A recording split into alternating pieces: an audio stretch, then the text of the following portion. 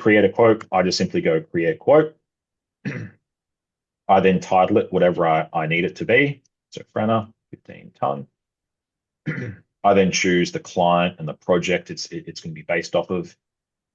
And then I also then just choose the SOR that I want to do it for. So what this will then do is bring in all those rates that we created.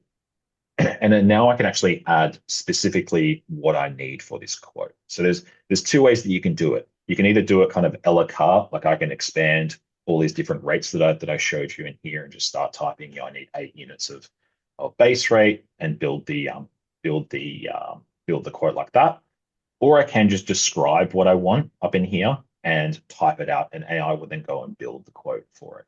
I need a 20-ton franna for 2 days with 2 riggers. I've then just typed that in. It's then going to start building my quote for me based off the information in here. And there we go. So now I've got my franna for 16 hours and then 2 riggers for 16 hours as well.